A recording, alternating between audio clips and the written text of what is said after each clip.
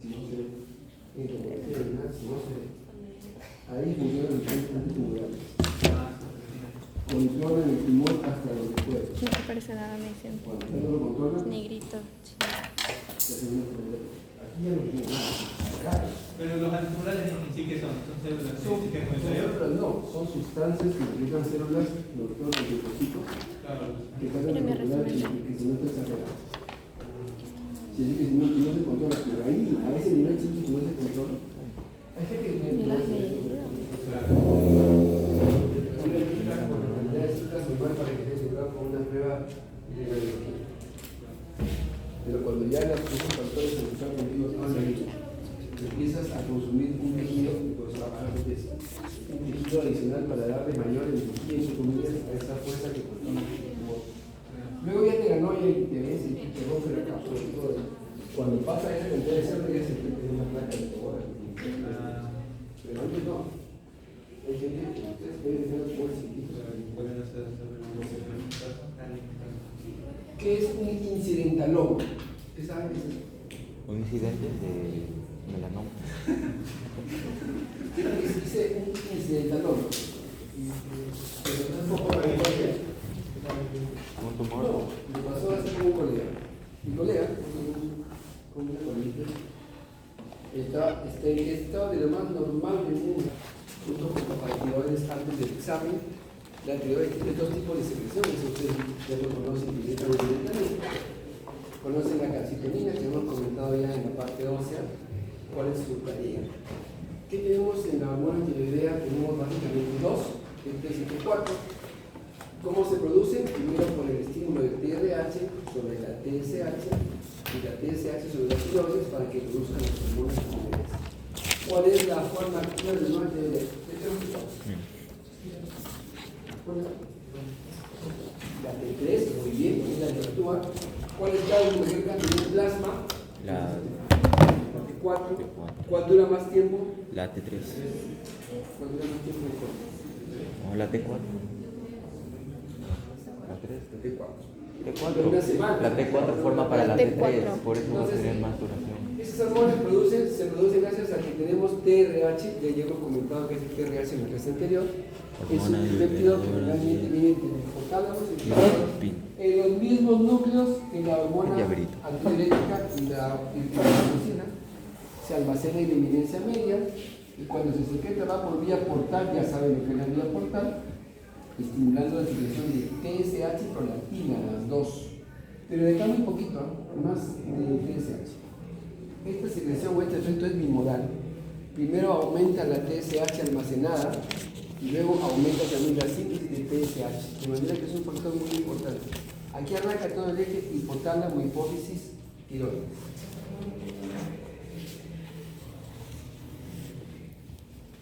Ok, muy bien. Número 2, ahí tienen ustedes lo que sucede. ¿De acuerdo? Empieza con el hipotálamo, sigue con la tiroides, las células foliculares. Te voy a este dibujo. Esta es la célula folicular, la que está alrededor, y acá viene el coloide. Coloide. ¿De acuerdo? Aquí entra el yodo, y luego el yodo pasa. Para la yodación. ¿De acuerdo? Y luego se distribuyen las hormonas T3 y T4. ¿Qué aumenta el TRH? Aumenta el TRH básicamente cuando disminuye la T3 y sobre todo la conversión de T4 en T3. El TRH normalmente se secreta en las mañanas, ¿sí? Lo estimula el frío y también lo estimula la hormona antidiurética. ¿De acuerdo? Cuando disminuye, cuando hay demasiado, entonces, ¿cómo está el T3 en el hipotiroidismo? El T3 en el hiper aumentado. En el hipo. La respuesta es depende de qué hipotiroidismo. Porque puede haber primario, secundario, terciario, vamos a ver eso. El avanzado es el diabetes, ¿no? Entonces, se secreta O sea, cuando es por niveles es a nivel de la hormona, del órgano blanco, a nivel del hipófisis o a nivel del En el hipotálamo. hipotiroidismo, el TRH va a estar disminuido. Muy disminuido de hecho porque tenemos demasiadas hormonas secundarias. ¿Qué produce el T3? Básicamente la TSH. Las células tirotropas estimuladas por el TRH producen TSH y la TSH su nivel es cercano a este, pregunta el examen obligatoria. Esta de acá. ¿Sí? Ah, eso sí. Es la principal hormona que Eso permite bien. diferenciar qué tipo de hipotiroidismo estamos enfrentando. La disminución de T4 y de TSH de las dos juntas sugiere un hipotiroidismo hipotalámico. Vamos a verlo luego. Entonces, cuidado. Siempre abordamos el estudio de la hormona tiroidea con T4 libre y TSH. T4 libre y T son las dos hormonas que usamos para ver cómo está el estado de la glándula tiroidea. ¿Cuándo se estimula? Cuando se libera TRH. Se estimula cuando tenemos menor conversión. Y recuerden que la T4 y la T3 se convierten esta en esta a través de una enzima. ¿Cómo se llama? 5-desdiorinasa 2. Si esta actividad disminuye la conversión de T4 en T3. Ahí también se libera más TSH, ¿de acuerdo? Y también cuando hay grandes estrógenos. Igual, quienes inhiben la secreción de TSH, la excesiva compresión de T4 en T3, la excesiva expresión de esta enzima, y también la somatostatina y la dopamina, y ustedes recuerdan la clase de hace un momento, estos dos también, ¿qué bloquean? ¿Esta bloquea a qué hormona? A la hormona de crecimiento y a la prolactina. También bloquean la secreción de TSH. Entonces, teniendo eso claro, vemos que la TSH tiene este ritmo secretorio. Igual que la hormona de crecimiento, depende del sueño. Primera hora del sueño hasta la tercera o cuarta hora del sueño es la mayor pico de secreción. Si tú tienes trastornos del sueño y esto no viene de la melatonina, esto se cae así y al día siguiente tu hormona tiroidea va a estar al suelo porque no ha subido la suficiente cantidad de TSH. ¿Qué hace la TSH? Hace varias acciones. La más importante quizás sea favorecer la formación y liberación de hormona tiroidea. ¿De acuerdo?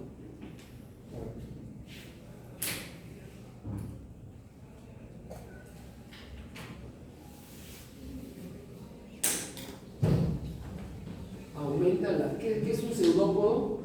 Doctora... Mira, ¿qué es un pseudópodo?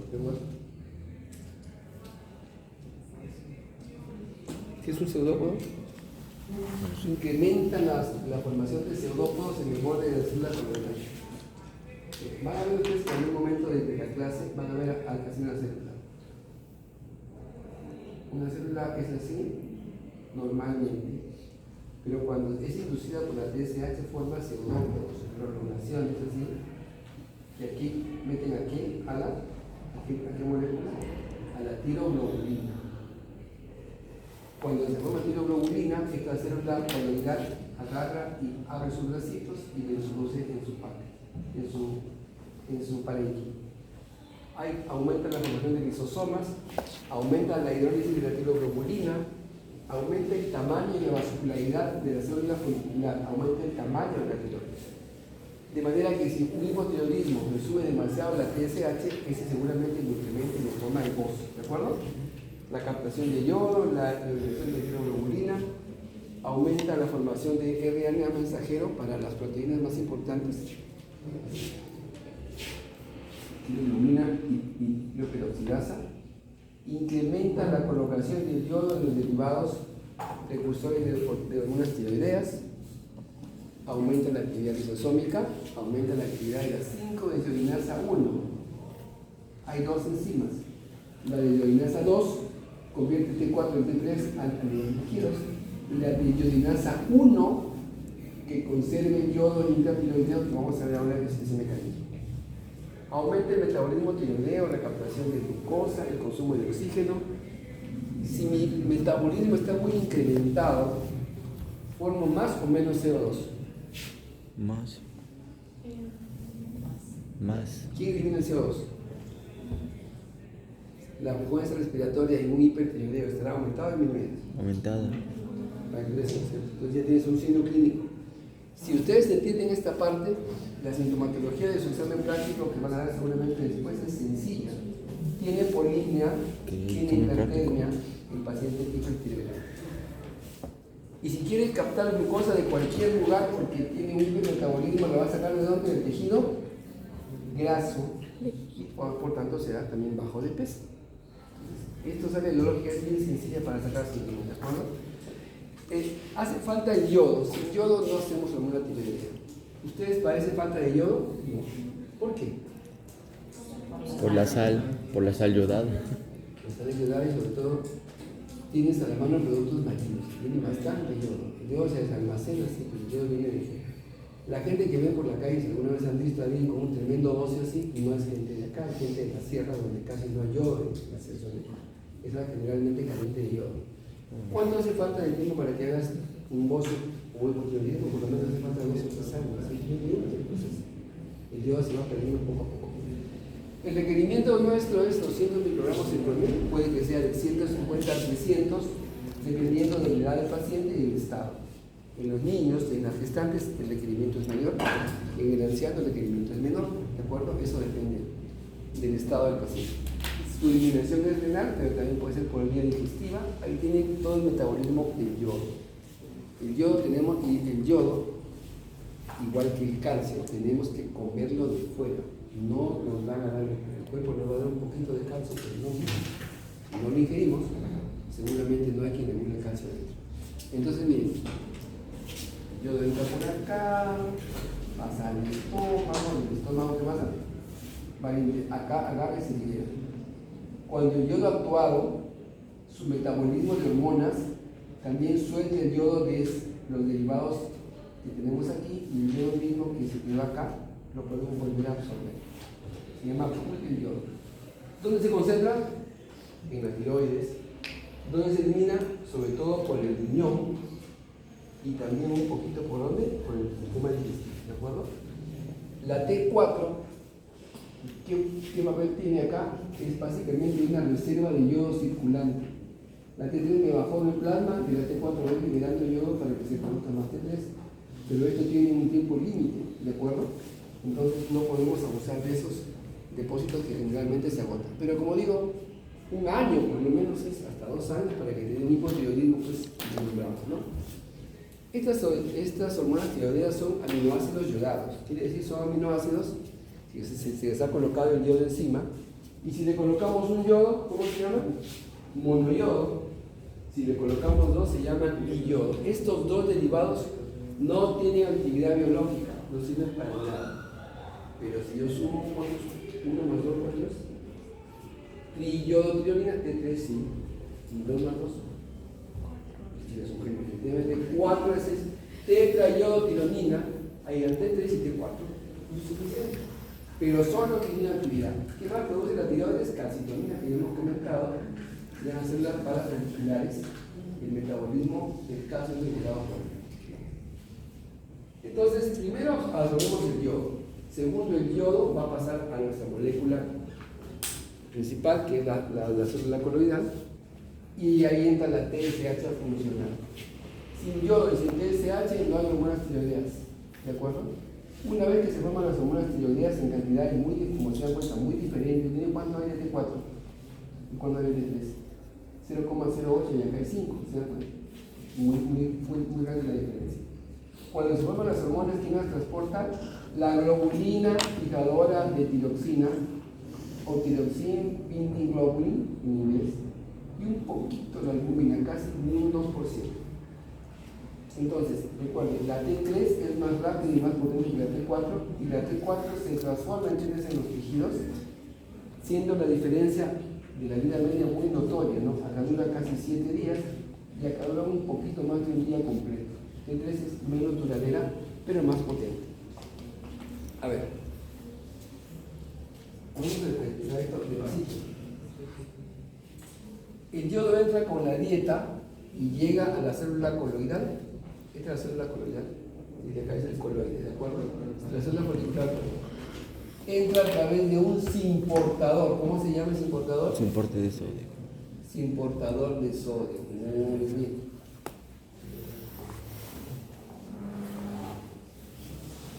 De sodio, ¿se dan cuenta? Entra y se va sin parar hasta el coloide.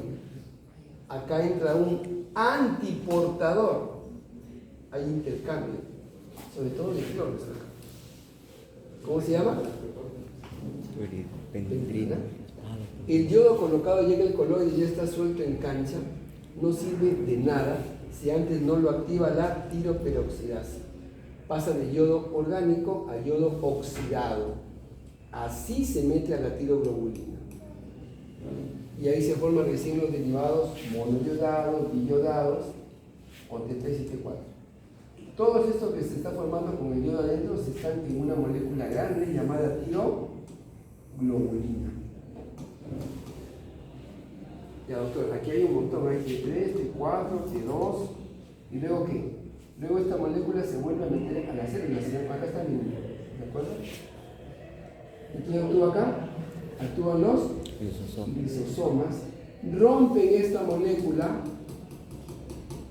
liberan T4 y T3 al exterior, ahí hemos cumplido. Doctor, ¿y esto de acá qué pasa? Se recapta por qué enzima, la 5-dehidrogenasa 1. Esta enzima te quita el yodo a estas dos moléculas que no funcionan, lo recapta y nuevamente este yodo pasa a ser parte de lo que normalmente formará hormona tiroidea. El paso es sencillo, no tienen que verle mucho detalle. Está por si acaso en el guía práctico. Entonces, así se crean las hormonas tiroideas. Si tienes 4 yodos, se llama tetrayodotironina o tiroxina. 3 yodos, 1, 2, 3, tirotironina, que puede haber una normal y una reversa. 2 yodos, diyodo, un yodo, monoyodo. Entonces, esto me da el 3. ¿Ok? Acá está. Miren cómo entra el yodo.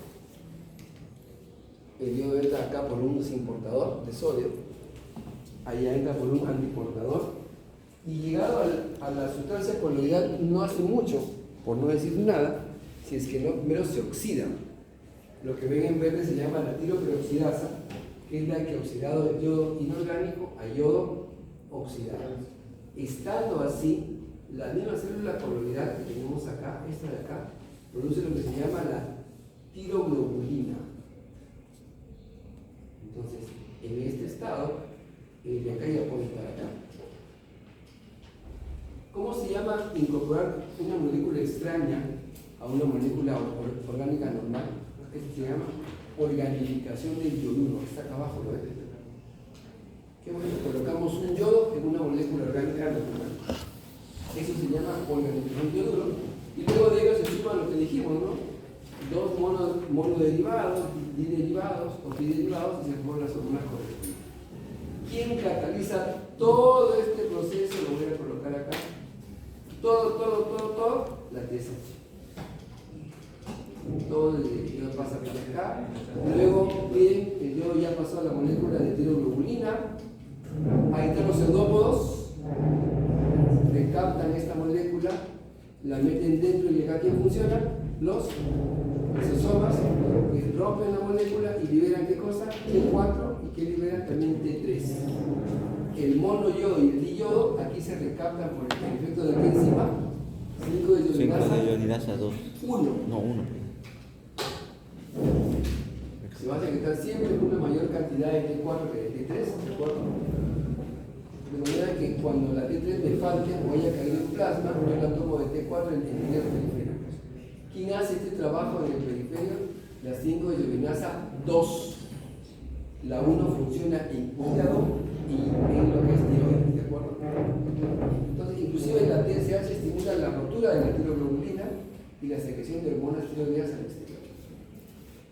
En el hígado tenemos de que se metabolizan. ¿Cómo se metabolizan? Pierden el yodo. ¿Y ese yodo qué pasa? Se recapta nuevamente y vuelve a pasar al plasma a través de una absorción por vía digestiva. Entonces, recuerden, la T4 forma 2 tipos de T3. La T3 normal y la T3 reversa. ¿Cuál vale? La T3 normal. La T3 reversa casi no tiene un efecto farmacológico adecuado. Ahí tienen el metabolismo. Este yodo que están viendo acá ustedes, las moléculas se van desiodinando, pierden un yodo, pierden un yodo, pierden un yodo.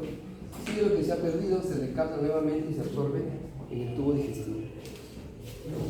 Ahí tenemos de que la T4 se transforma en T3 y el T3 reversa, que tiene escasa actividad biológica, siendo la T3 mucho más potente que la T4. Entonces, esta conversión de T4 en T3 está regulada por enfermedades, fiebre, pacientes gerontes, enfermedades crónicas, y puede que se convierta, como repito, en T3 normal o en T3 reversa. Esta es la más potente. ¿Y cómo lo hace? Así. 5-hidrogenasa 2, cerebro, pituitaria, tejido sanguíneo. T4 en T3, 5-hidrogenasa 1, recuerden en los tiroides, en el hígado y también en el riñón.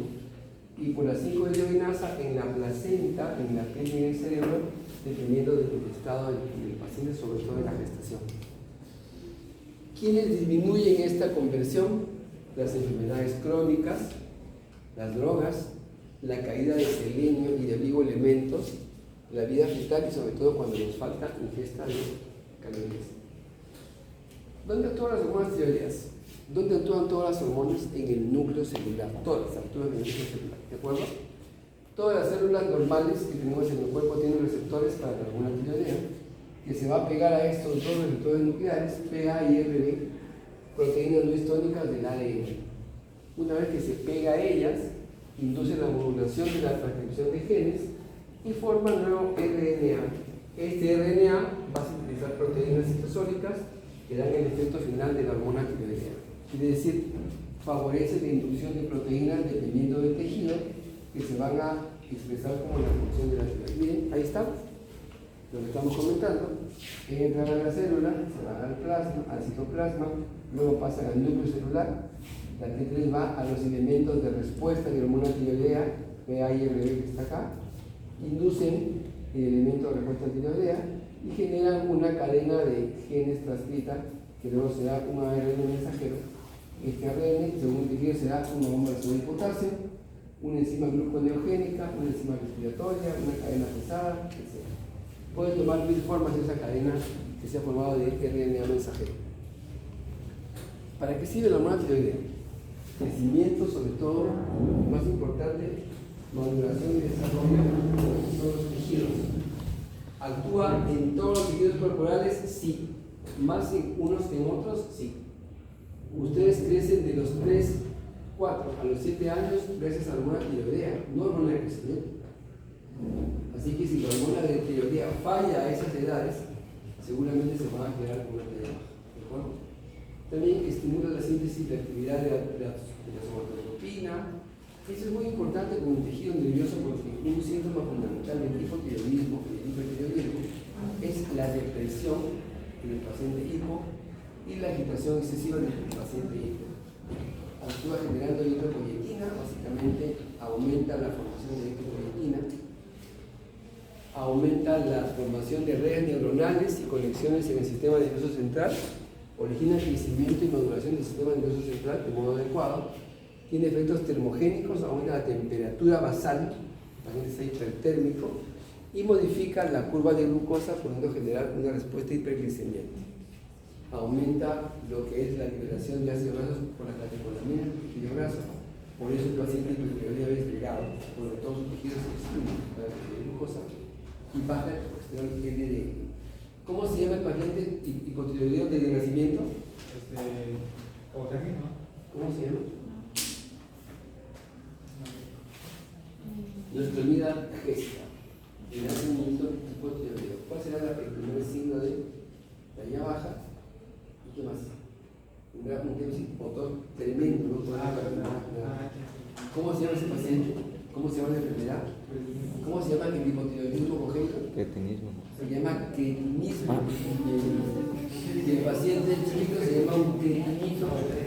¿Nunca has visto uno? Ya, vayan en Tahuasi, en Calamar, allí. Anda, busco. 15 años. ¿Ese divide? Ahí, 15 años, ahí lo dice que la verdad. Aparte, ya con nutrición, cosa que hemos comentado, es también un factor para que se dé la hormona.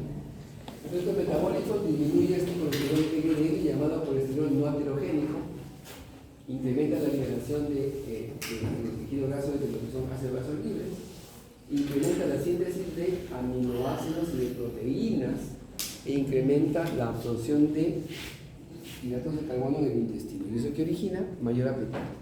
Yo quiero más energía, como más, se llama polifagia. A pesar de que como más, la energía no me alcanza, la saco del tejido graso, bajo de peso. El paciente que come, tiene bastante sed, baja de peso, ustedes si no clínicos ni hipertiroidismo, no importa. Energía. Sobre todo es frecuente con el caso de las mujeres, más que No tienes energía. Esto sucede en el tejido graso cuando es estimulado por la hormona tiroidea, prácticamente no es nada. Cuando es estimulado por la epinefrina es un poquito más quizás, pero cuando ambas se suman, el efecto de la liberación de ácidos grasos es muy notorio, como se dan cuenta, ¿no? Es sinérgica. ¿Qué más hace la hormona tiroidea? A todos los tejidos, eso es un mecanismo habitual, la bomba de sodio y potasio, ¿no es cierto? Esa bomba de sodio y potasio funciona en todo el organismo. La hormona tiroidea incrementa el número e incrementa la actividad de esta bomba de sodio y potasio en teasa. Asimismo, incrementa el transporte de aminoácidos e incrementa los receptores para que a ese nivel se produzca la mayor captación de ellos y la mayor síntesis proteica. ¿Qué hace en el corazón? Ahí, ¿qué receptor tenemos estimulado? Receptor beta. ¿Cuál? ¿En el corazón? ¿Qué receptor nos aumenta la actividad simpática?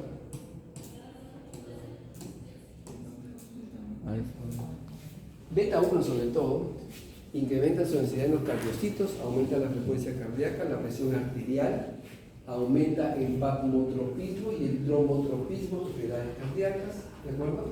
Incrementa la actividad en la calcio ATPase de miocina, lo cual incrementa la fuerza de contracción también. Esto es tu pregunta de examen práctico, por ejemplo. ¿Qué es lo que sucede en el aparato cardiovascular con la bendita hormona tiroidea? Estimula la eritropoiesis, pero van a ver que el paciente hipertiroideo es anémico. ¿Por qué? Si tienes hipermetabolismo, ¿qué requieres para tu metabolismo? Requieres glucosa y ¿qué más? Proteínas. Y oxígeno, y agua y proteínas.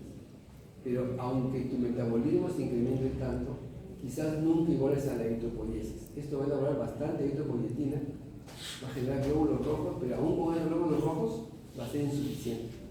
De manera que hay anemia en el paciente hipertiroideo. Ahí tienen un resumen de las características de la tiroides.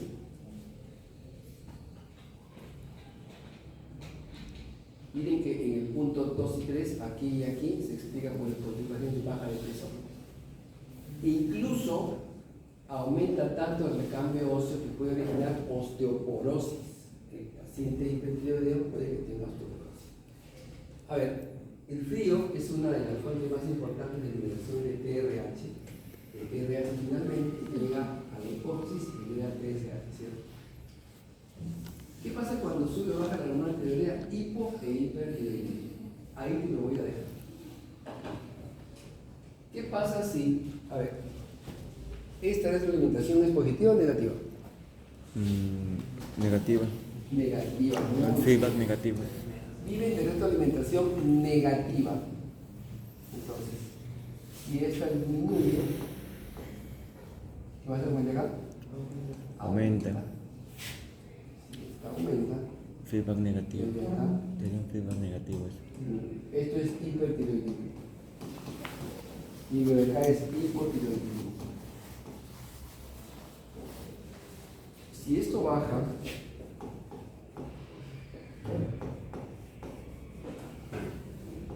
se activa una respuesta acá, ¿no es cierto? Se incrementa el TRH, el TRH incrementa el TSH, y el TSH debería forzar a la glándula para que haya más hormona, pero no lo hace. ¿Cómo se llama ese hipertiroidismo? Cuando lo que falla es la glándula. ¿Secundario sería? No. Si es a nivel de la tiroides primario. Primario. ¿Cómo estará acá la TSH? ¿Alta o baja? Alta. Bien alta. Porque está estimulando la T3, T4. TRS también bien alta. Y la T4 libre baja. ¿Hasta ahí queda claro? Sí. ¿Qué pasaría si el daño es más bien en la hipófisis? En la tiroides. Ter. ¿Cómo estaría la TSH? Baja. ¿Normal o baja? Normal o baja. Date 4 libros y 5 hectáreas de vida. Y si pasara aquel problema, ¿cómo estará la TSH? Baja. Contra baja. Nada. Por la TSH es que yo reconozco qué tipo tengo de hipotiroidismo, ¿de acuerdo? Alta, normal o baja y muy alta y muy baja. Primario, secundario y terciario. Si ustedes el eje, si la T4 es normal, ¿qué sucede? Se inhibe la TRH y se inhibe el TSH. Si el T4 baja con el T3, ¿qué sucede? Se desinhibe este eje, se secreta más TRH, más TSH y la glándula de a secretar más cantidad de hormona para que se regule, ¿de acuerdo? ¿En quién es más frecuente el BOT? ¿En el hipo o en el hipertiroidismo? En el hipo. En el hipo pues, hay una cosa hipertrofia. ¿En el ¿Por qué? primario o en el secundario? En el A ver, secundario. si hemos comentado esta pregunta de examen, ¿en qué patología tiroidea más frecuente el BOT? Y sabemos que la TSH aumenta el volumen de la tiroides. ¿En qué hipotiroidismo está aumentado más? En el primario. En el primario. En el primario hay más boce. Hay falta de yodo. Mucho más Prende boce que en una el- hipertrofia, ¿verdad? También hay en el secundario, sí. Está bien. Yo es que estaba medio sueño, ¿verdad? Pero más importante es el primario, ¿de acuerdo? ¿Qué es la paratiroides para terminar el día de hoy? Son 4 glandulitas, mentira, pueden ser 3, pueden ser 5. Normalmente son 4 en la parte posterior. No se diferencian en ninguna parte, no son así cromitas, mentiras. Todo se ve rojo, ¿no? En la tiroides. Cuando sacan una tiroides, yo he volteado una tiroides varias veces. Mentira, no se ve nada realmente. Cuando sacan la tiroides, han sacado también la paratiroides. Punto. Nunca dejan todo eso. Que tiene dos tipos de células, unas oxifílicas y otras principales. Estas oxifílicas son estas de acá, son básicamente el soporte. Las principales son las células que generan la secreción de paratormona. Las oxifílicas generalmente se evidencian como células de soporte y de nutrición. ¿Qué regulan ¿qué regula esta glándula? Regula básicamente el calcio, no. ¿Qué más regula? La paratormona. ¿Qué más regula la paratormona? El nivel de calcio. ¿De acuerdo? Ah, Regula el el fosfato. metabolismo de calcio fosfato de beta celular. ¿Verdad? Entonces, a ver, ¿tu calcio dónde está, princesa? Todo tu calcio, casi todo, Los huesos. en los huesos. ¿Qué tanto está libre? ¿Qué tanto está en el plasma ya circulando? ¿Qué porcentaje crees? ¿Cuánto está? Huesos, 98%. Plasma, 1 a 2%. De ese total del plasma, 1 a 2%, se divide en dos partes. Se divide en calcio iónico y calcio ligado. Este calcio ligado unido a proteínas es el 50%. Y el iónico, el que me importa, el que funciona, el que tengo que cuidar, es también un 50%. O sea, encima de esto que es poquito, la mitad nada más es calcio funcional o calcio iónico, ¿de acuerdo?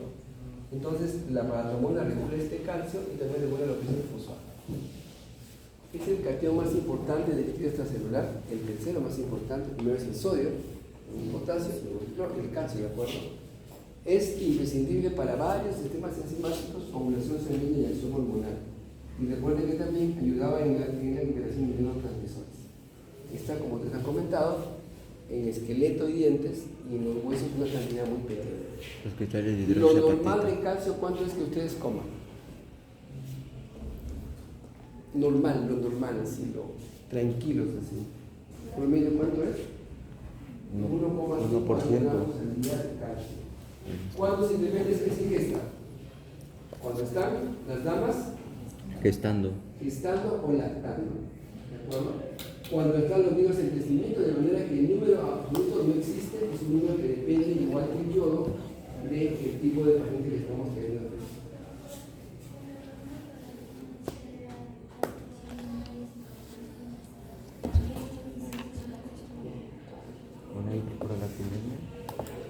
¿Por qué? Porque justamente el crecimiento de un tejido óseo nuevo dentro de tu organismo, o sea, una gestación, es lo que origina un mayor requerimiento de calcio y seguramente, pero el feto nunca pierde. Si te asustas estando y dices, el calcio me llega, no pasa nada, te descalcificas de acuerdo porque te quitas todo y te quitas lo que no tiene. El feto generalmente no se perjudica en esta parte. Te quita nomás de los dientes, te quita de donde tengas calcio y de ahí se fortalece. Y no hay manera de evitar esa parte. Acá tenemos en la dieta, se va y se almacena en el hueso, otro quita por el riñón y luego se elimina por riñón y también por el sistema digestional. ¿Para qué sirve ese poquito de calcio intracelular? Miren cuánto sirve el calcio intracelular. 0,1 nada, realmente.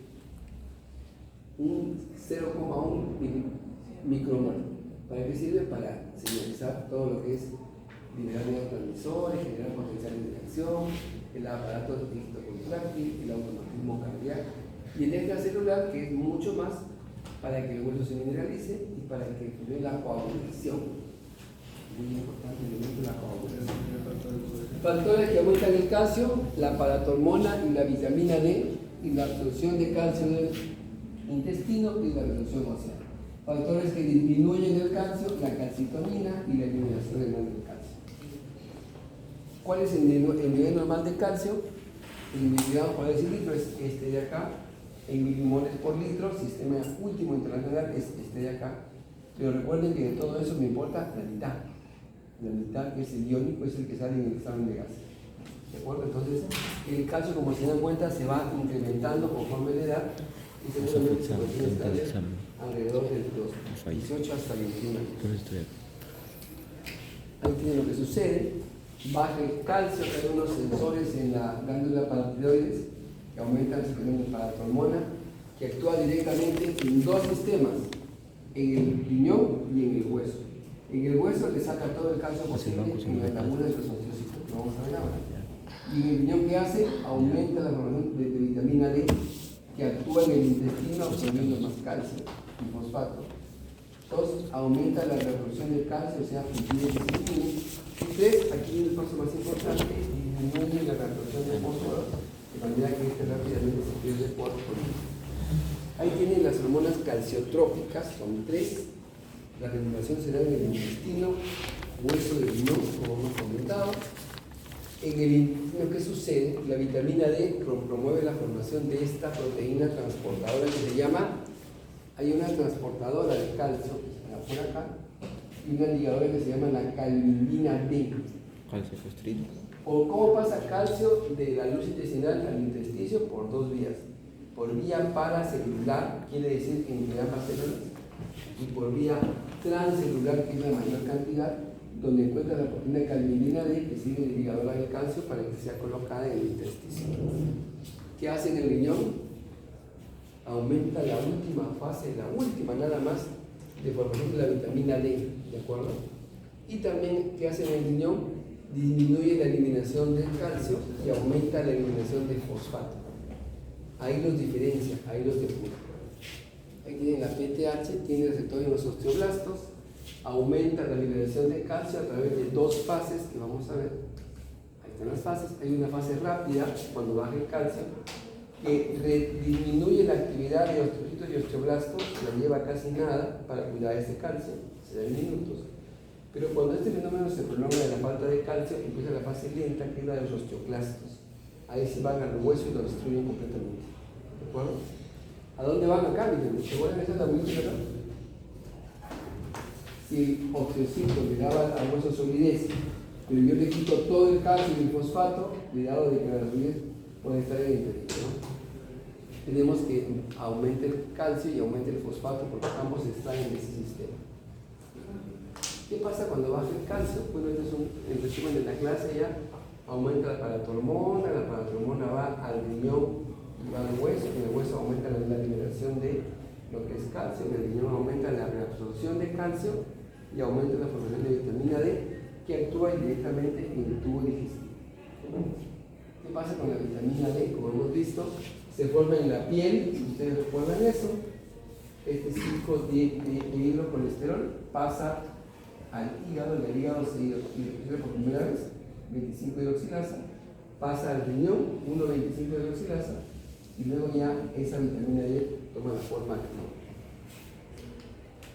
Ahí tienen la paratormona, actúa directamente en hueso riñón e indirectamente en el intestino. Tenemos que la calcitonina tiene este tipo de actividad, antagoniza los efectos de la paratormona, ¿de acuerdo? Y la sintetiza, como hemos comentado en la clase anterior, las células parafoliculares de la tiroides. Disminuye la absorción ósea, aumenta la eliminación de calcio, o sea, lo contrario a lo que hace la paratormona. Tiene este valor basal, 19 picogramos por mililitro, siendo mayor en varones que en mujeres. ¿De acuerdo? Es una prueba que se hace generalmente para ver la sospecha de cáncer de la tiroides. Muy útil los valores que están ahí. Eso hace el calcitriol o la vitamina D. Aparte de aumentar la absorción de calcio en el intestino y en menor proporción del fosfato, favorece la mineralización ósea, adosando lo que son factores cálcicos, estimula la diferenciación de osteoclastos, incrementando lo que es la resorción ósea, e inclusive estimula la producción de proteínas hormonales para que el calcio se ubique de modo adecuado. Aquí está el sensor, creo, por acá, el sensor que tenemos de calcio que avisa a la célula paratiroidea para que se quede paratormona. Efectos en el hueso, aumenta la reabsorción ósea, aumenta la liberación del calcio. Efectos en el riñón, estimula la reabsorción de calcio que se evita que se pierda, aumenta la eliminación de fosfato y estimula la producción de vitamina D. Ese es el nivel de paratormona, miren, muy chiquito, ¿no? Ahí están sus datos. ¿Cuánto dura? 20 minutos, nada más. ¿Quién la afecta? El bajo nivel de calcio, donde actúa en riñón, hueso e intestino. Ahí están los datos de la paratormona. Una hormona de 84 péptidos aminoácidos. Final, esto es lo que pasa con el calcio, lo que hemos ya comentado. Cuando baja el calcio, finalmente la PTH actúa directamente en estos dos sistemas, tratando de estimular entre ellos el intestino para que reabsorba más calcio de la dieta. Bien, chicos, terminamos. Hasta que esto cambie. En la próxima semana